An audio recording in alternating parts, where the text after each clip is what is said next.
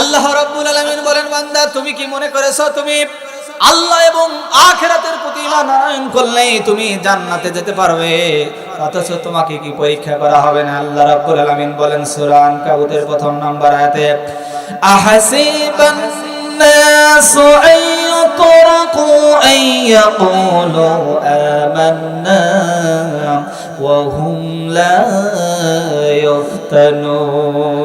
বলে আল্লাহু আকবার। আল্লাহ রাব্বুল আলামিন মাকরুশার নামে একটি সূরা নাযিল করে দিয়েছেন, সূরা আনকাবুত। কোন সূরা?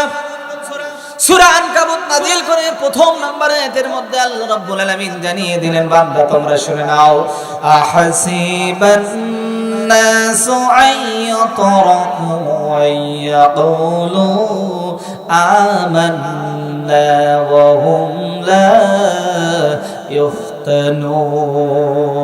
ও বান্দা তুমি কি মনে করেছো, তুমি কি মনে করেছো ঈমান করলে তুমি জান্নাত পেয়ে গেছো, তার মানে তুমি জান্নাতের সার্টিফিকেট নিয়ে নিয়েছো নাকি?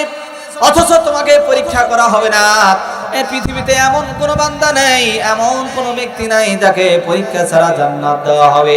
এই পৃথিবীর জমিনে যারাই থাকবে, যাদেরকে জান্নাত দেওয়া হবে, তাদেরকে অবশ্যই পরীক্ষা করা হবে। কথা বলেন ঠিক না ঠিক?